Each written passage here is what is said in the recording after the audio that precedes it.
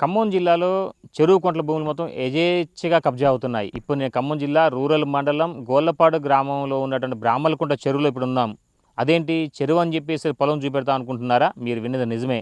ఇది ఒకప్పుడు అనేక దశాబ్దాల పాటు ఈ చెరువుగా విరాజిల్లుతూ చుట్టుపక్కల రైతులకు భూగర్భ సాగుకు నీరందించినట్టు ఈ యొక్క బ్రాహ్మలకుంట చెరువు కాలక్రమేణీ కబ్జా కోరల్లో చిక్కుకుపోయింది. దీనికి సంబంధించిన అధికారులు ఎవరు కూడా దీనిపై కనీసం కన్నెత్తి చూడిన ఘటన ఉంది. మరోవైపున చూసుకుంటే మాత్రం ఖమ్మం జిల్లా వ్యాప్తంగా సుమారు 200 చెరువులు అంటే వేల కొద్ది ఎకరాల్లో చెరువు కుంట భూములు మాయమవుతున్నా కానీ ఈ ఐబీ అధికారులు కావచ్చు లేదా రెవెన్యూ శాఖ అధికారులకు పట్టించుకోని నేపథ్యం ఉంది. అయితే జిల్లా వ్యాప్తంగా ఏ గ్రామంలో ఎన్ని చెరువులు అనేక్రాంతం అయిపోయినాయి, ఏ ప్రాంతంలో వాటిని కబ్జా రాయిలు వారు యథేచ్ఛగా సాగు చేసుకుంటున్నారనే దానిపై కబ్జా గురైనటువంటి చెరువుల డేటా మొత్తం మీకు అందించడం సిద్ధంగా ఉంది బిగ్ టీవీ.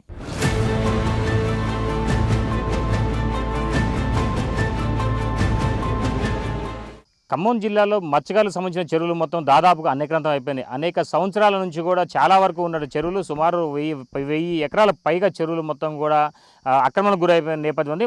ప్రత్యేకంగా సాధించుకున్న తెలంగాణలో మాత్రం తమ జీవితాలు బాగుపడతాయి అని చెప్పి అనేక అంటే ఉద్యమకారులు కావచ్చు, మరోవైపున విద్యార్థులు కావచ్చు, ప్రతి ఒక్క గ్రామం నుంచి కూడా ప్రత్యేక తెలంగాణ కోసం పోరాడి తమ రాష్ట్రం చిందిస్తే చాలా వరకు అంటే మన నిధులు మన నియామకాలతో పాటుగా మన జీవితాలు బాగుపడతాయి అని చెప్పి చాలా వరకు ఆశతో ఎదురు చూసినటువంటి ప్రజలకు మాత్రం చివరికి ప్రతి ఒక్క గ్రామంలో ఉన్నటువంటి చెరువులు మొత్తం కూడా అనేక్రాంతం కావడంతో మత్స్యకారుల సంఘం మొత్తం కూడా డీలబడిపోయింది. మొత్తానికైతే మాత్రం ఖమ్మం జిల్లాలో చూసుకుంటే మాత్రం సుమారు 10 సంఖ్యలో ఉన్నటువంటి కుంటలు సుమారుగా 200 కుంటలు అంటే గ్రామాలలో ఉన్నటువంటి చెరువులు మత్స్యకారుల చెరువులు మొత్తం కూడా అనేక్రాంతం అయిపోయిన నేపథ్యం ఉంది.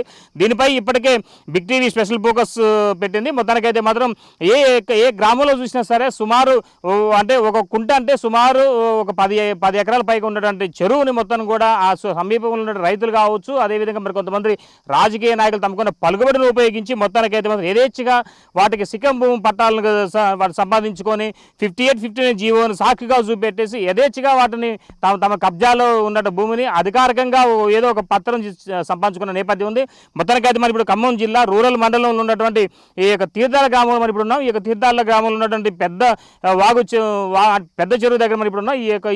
ఈ పెద్ద చెరువుకు సుమారు అంటే 3 గ్రామాల సమీపంలో ఉంటుంది. ఇది మొత్తానికైతే ఒకవైపున మంగళగూడెం కావచ్చు, మరోవైపున గోండాల తండ కావచ్చు, మరోవైపున తీర్థాలకు అంటే ఈ యొక్క 3 గ్రామాల నుంచి పాటుగా పై ఎత్తు గ్రామాల నుంచి మరో 5 గ్రామాల నుంచి కూడా వస్తున్నటువంటి వాటర్ ఫ్లో మొత్తం కూడా 100 ఎకరాల పైగా ఉన్నటువంటి ఈ యొక్క పెద్ద చెరువుకు చేరడంతో ఇక్కడ అలుగు పడితే మాత్రం ఏ అలుగు మొత్తం కూడా మొత్తం మున్నేరుగా వరద తాకిడి పెరుగుతూ ఉంటుంది. అలాంటిది ఆనాటి కాలంలోనే అంటే రజాకాలంలో బ్రిటిష్ కాలంలోనే దీనికి ఒక ప్రత్యేక ట్యాంక్ బండ్ ఏర్పాటు చేశారు. ఆ ట్యాంక్ బండ్ కూడా సుమారు అనేక సంవత్సరాల తరబడి అంటే 100 సంవత్సరాల పైగా ఉన్నటువంటి బండను కూడా చివరకు అక్రమదారులు అంటే సమీపంలో ఉన్న పొలాల మొత్తం కూడా నీట మునుగుతున్న యొక్క సాగుగా చూపేసేసి వాళ్ళ యొక్క ఎవరికి తెలియకుండానే దానికి బొంగ పెట్టడంతో పాటుగా ఆ గోడలు కూడా బీటలు వారిపై పడిపోయిన నేపథ్యం ఉంది. మరోవైపు చూసుకుంటే కనుక సమీపంలో ఉన్నటువంటి భూములు మొత్తానికి కూడా ఆంధ్రాకి సంబంధించినటువంటి వ్యక్తులు ఎక్కువగా ఈ యొక్క ప్రాంతానికి చేరుకోవడం, ఇక్కడికి వచ్చేసి ఈ యొక్క భూములపై కన్నేసి ఈ యొక్క భూములు దీంట్లో ఉన్నటువంటి అంటే చెరువుకు అంటే వాళ్ళకి సాగు చేసుకునేందుకు వీలుగా ఆక్వా చెరువులు అంటే వాటిని నిర్మాణం చేసుకునే విధంగా రంగం సిద్ధం చేసుకుంటూ పావులు కలుపుతున్న నేపథ్యం ఉంది. దీనికి సంబంధించి ఇప్పుడు మనకు తీర్థాల గ్రామస్తులు ఉన్నారు, మరో మత్స్యకారు సంఘం నేత ఉన్నారు, మనతో పాటు మాట్లాడుతున్న అధ్యక్షులతోటి.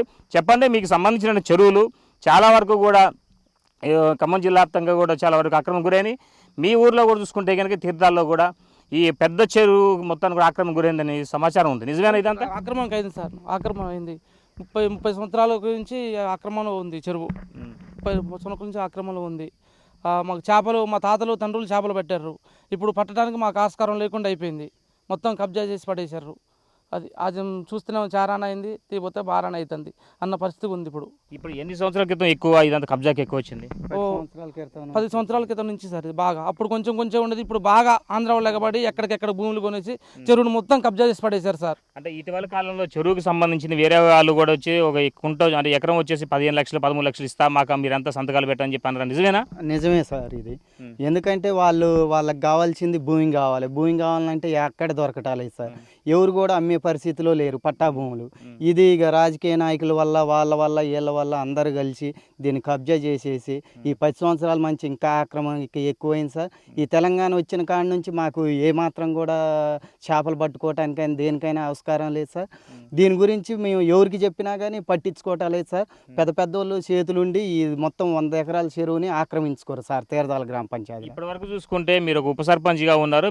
మీకున్న కొద్దిగా ఉన్నటువంటి రాజకీయ పలుకుబడితో కూడా కొద్దిగా అక్రమానికి కొద్దిగా బ్రేక్ వేసేటట్టుగా మీకు అడ్డుకున్నారనే విషయం కూడా తెలిసింది, నిజమేనా? అవును సార్, మేము పోయినాం కానీ సార్, పోయినా కానీ ఎవరు మమ్మల్ని పట్టించుకోవటాలేదు సార్, ఎవరు మమ్మల్ని లెక్క చేయటాలేదు. ఇది ఎవరన్నా ఏదన్నా అంటే ఇది పట్టాలు అయిపోయిన భూమి మీరు ఏడ చెరువు ఉందంటారు, యాడుందని అంటారు సార్. మేము ఫోటోలు ఈ ఆధారాలతో సహా పోయినాం సార్. పోయి నేల ఏడీ గారి దగ్గరికి వాళ్ళ కాడికి పోయి కూడా చూపించినా కానీ వాళ్ళు నామకే వాస్తు వచ్చి చూసిపోయారు కానీ సార్ దీన్ని ఏమాత్రం కదిలియలేదు. మేము ఆర్ఐ గారి దగ్గరికి పోయినాం సార్, ఎంఆర్ఓ గారి దగ్గరికి పోయినాం. ఆర్ఐ గారు కూడా మీకు సర్వే చేపిస్తానన్నారు సార్. వాళ్ళకి ఆర్ఐ గారికి లెటర్ ఇచ్చారు సార్. వాళ్ళు మేము సర్వే చేయండి అని పంపిస్తే సార్ వాళ్ళు రెస్పాన్సిబుల్ లేరు సార్. ఆ రాజకీయ నాయకుల వల్ల ఒత్తిడి వల్ల వాళ్ళు రాలేదు సార్. ఇటీవల కాలంలో ఇదే భూములకు ఇదే చెరువు భూమి మొత్తం ఆక్రమణ గురైంది అనేది మీ పెద్దలు కావచ్చు, ఇప్పుడు నువ్వు మత్స్యకారి సొసైటీ సంఘ నువ్వు అధ్యక్షుడిగా ఉన్నావు, దాంట్లో సభ్యులుగా ఉన్నారు. దాంతోపాటు చూసుకుంటే చాలా వరకు ఈ యొక్క భూమి పైన గతంలో ఇది తుమ్మల నాగేశ్వరరావు మంత్రిగా ఉన్న సమయంలో కూడా దీన్ని ఒక ట్యాంక్ బండ్గా చేద్దామని చెప్పని ఎడదాకా వచ్చారు. వర్కర్ని కూడా తీసుకొని వచ్చారు. దీనికి సంబంధించిన ఎస్టిమేషన్ కూడా రెడీ అయినారు, నిజమేనా? అవును సార్, నిజమే సార్. సార్ గారు మన ఇక్కడికి ఛార్జ్ తీసుకున్నప్పుడు ఇదేదో మీటింగ్ అని చెప్పేసి ఇటు వచ్చారు సార్. వచ్చి కట్టెక్కి చూసి అప్పటికప్పుడు చేద్దామనే ఆలోచనతోనే చూశారు సార్. కానీ ఏమైందో ఏమో పెద్దలు ఇక కొంతమంది పెద్దలు ఏమైందో ఏమో అప్పటికప్పుడు వచ్చారు, చూశారు, తర్వాత క్యాన్సిల్ చేశారు సార్. అదేవిధంగా ఇది ఒక్క మత్స్యశాఖ సంబంధించింది కాదు సార్. ఆకేరు మున్నేరు ఉన్నా కానీ అది రైతులకి సాగు ఉపయోగపడదు సార్. ఇదేంటంటే ఆకేరికి మున్నేరుకి పై అంటే ఉన్న కింద 2 గ్రామాలకు కూడా కింద ఉన్నాయి కాబట్టి గ్రౌండ్ వాటర్ తాగు వాటర్కి కానీ రైతులకి వ్యవసాయ పరంగా కానీ బావులలో నీళ్ళు ఉండటానికి కానీ ఇది అదేవిధంగా స్టోరేజ్ వాటర్ కానీ దేనికైనా కానీ చాలా విధాలుగా రైతులకి 100 ఎకరాలకి సాగునీటిగా ఉపయోగపడే ప్రాజెక్ట్ చెరువు సార్ ఇది. కాకపోతే ఇక పైన మామూలుగా వేరే ఇక పైన కొంతమంది ఎవరు స్వార్థం వాళ్ళకి చూసుకొని కొంత భూములు మునుగుతున్నాయని చెప్పేసి మా తాతల కాలం నాటినే తెలవకోకుండా దాన్ని కొంచెం బొంగ పెట్టే సరకలే కదా అది అట్ట ఈ గత 5-10 సంవత్సరాలలో ఇంకా ఎక్కువ కబ్జాలకు గురైంది సార్. ఇప్పుడు దీనికి సంబంధించిన చెరువుకి పనికి ఆహార పథకం కింద కూడా పెట్టారు. చెరువు కరువు పని కూడా చేయించిన నేపథ్యం ఉంది. మనం ఇందాకలు కూడా చూసుకోవచ్చు. ఇందాకలు కూడా మనం ఒక బోర్డు తీసుకున్నాం అక్కడ. అంటే అది కూడా దాన్ని పగలగొట్టి ఉంది వాస్తవంగా. అది మనం సెట్ చేసుకొని మనకు కావాల్సినట్టుగా మనం వీడియో తీసుకున్నాం. అయితే దాని అప్పట్లో ఇటీవల కాలంలో 2021 నుంచి కానీ 2020 నుంచి కానీ ఇక్కడ ఈ చెరువుకి పనికి ఆహార పథకం పెడుతున్నారు, మీకు ఐడియా ఉందా? సార్ ఉంది సార్. అదేవిధంగా గత 2 వారాల బ్యాక్ మేము కూడా ఇందులో ఒక 2 వారాలు చేసినాం సార్ పని. కనుక్కున్నాం సార్. మేము ప్రతి ఒక్కరిని కనుక్కున్నాం సార్. అది ఏంటంటే ఎవరిని కనుక్కున్నా ఎవరి దగ్గరకు పోయినా కానీ కబ్జాలో ఉంది అది ఇక లేదు. కాకపోతే ఒక 15 ఎకరాలు ఉంది, 15-20 ఎకరాలకు కబ్జాలో లేదనే మాట వెలుగులోకి వస్తుంది సార్. అంటే 100 ఎకరాల చెరువు కబ్జాకు గురైంది అని చెప్పి విషయం మరి మీరు స్థానిక రెవెన్యూ అంటే ఎంఆర్ఓలకు కానీ లేకుంటే ఇరిగేషన్ నీటి డిపార్ట్మెంట్ అధికారులకు కానీ లేదంటే మత్స్యశాఖ అధికారులకు అని చెప్పారా మీరు? చెప్పినాను సార్. నేను ఇరిగేషన్ డిపార్ట్మెంట్కి పోయాను. ఆయన పోతే సార్ ఉండే అక్కడ. సార్ ఉంటే ఆ సార్ని ఎవరైనా పిలిచిండు, ఇక్కడ తీర్థాల్లో పెద్ద చెరువు ఉందంట, నిజమేనా అంటే నిజమే సార్ అన్నాడు. నిజమే సార్ అంటే మీరు ఏం చేస్తారు అన్నాడు. అంటే ఆయన అన్నాడు చెరువులే, ఇంకొక ఆయన వచ్చి చెరువు లేదు సార్, ఏం లేదు సార్ అంటే సారు మళ్ళీ ఎవరి దగ్గర చూసి అక్కడ పెద్ద చెరువు ఉంది, చెరువు ఏమైందో మీరు పోయి చూసుకోండి అన్నాడు. ఆయనక 2వ రోజు మనుషులు వచ్చారు, ఇరిగేషన్ డిపార్ట్మెంట్ వచ్చారు, ఫోటోలు దిగారు, ఇంక వెళ్ళిపోయారు సార్. దాన్ని అట్లే గాలి వదిలేశారు సార్. అంటే మిషన్ కాకతీయ పథకం కింద కూడా దీనికి నిధులు వెచ్చించారట. దాంతోపాటు దీనికి నిధులు వెచ్చించి పని కూడా చేశారంటున్నారు. మీరు ఉప సర్పంచ్ టైంలో జరిగిందా ఇదంతా? మేము ఉప సర్పంచ్గా ఉన్నప్పుడే జరిగింది సార్. వచ్చి చూసుకొని పోయారు సార్. మరి వర్క్ చేశారా చేయలేదా అనేది తెలియదు. అది ఏంటంటే సార్ ఏది వచ్చినా కానీ వర్క్ దాకా రాకుండానే పైన మింగేయటం అవుతుంది సార్.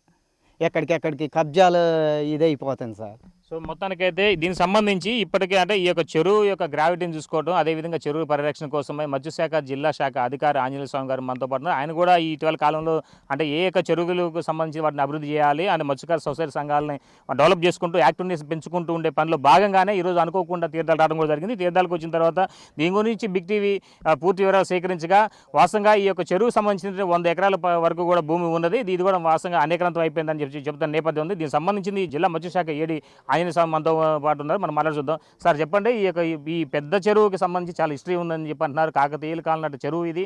దీని కింద సుమారు 100 ఎకరాల పైగా చెరువు ఉందని చెప్పి అంటున్నారు. చాలా వరకు ఇది ఆక్రమణకు గురైంది అంటున్నారు. మీ రికార్డులో ఏమైనా ఉందా ఇదంతా ఎట్లుంది?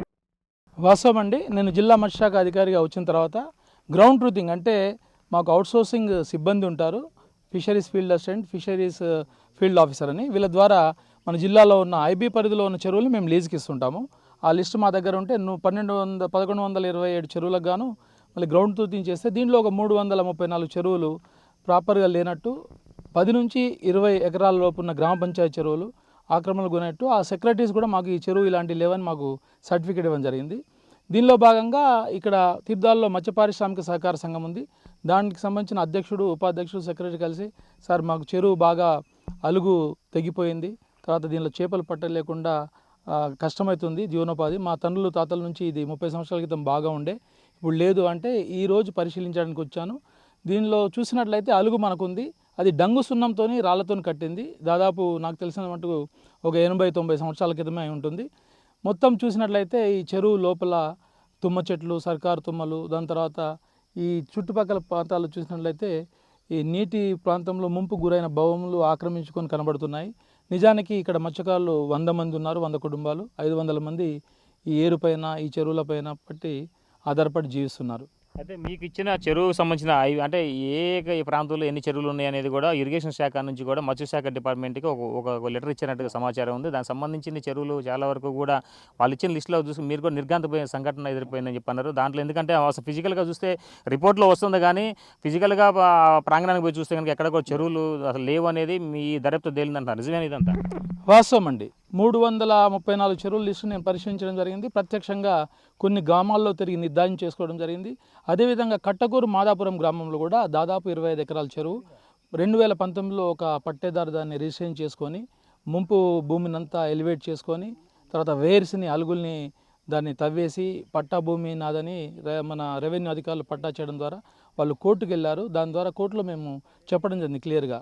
1966 నుంచి పహనీలు తీసుకొని ఆ ప్రాంతంలో చెరువు ఉందని, అదేవిధంగా ఇదంతా మత్స్యకారులు సంఘం ఏర్పాటు చేసుకొని జీవిస్తున్నారు కాబట్టి దీనిపైన చేపలు వేసుకొని బతికే ఆధారము మత్స్యకారులకు ఉందని అది కోర్టు కూడా రాయడం జరిగింది.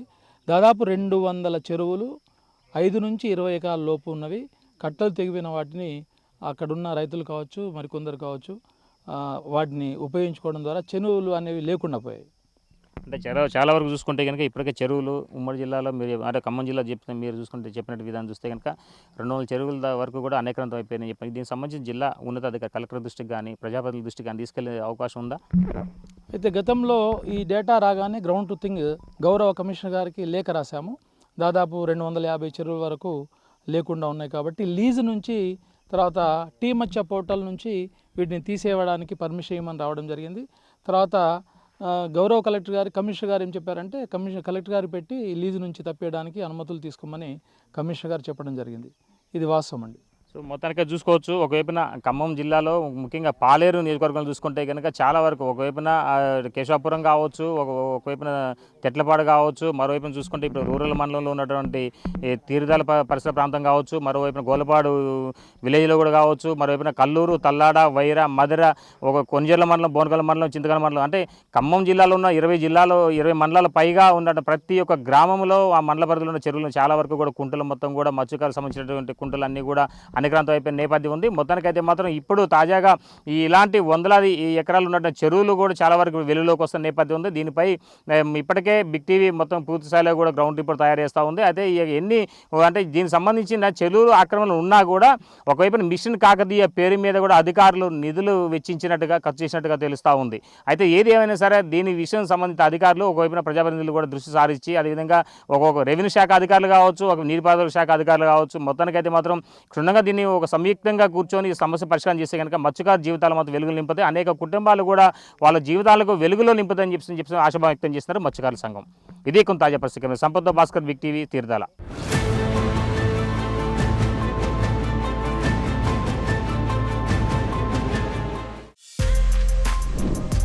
For more videos like this, subscribe Big TV channel.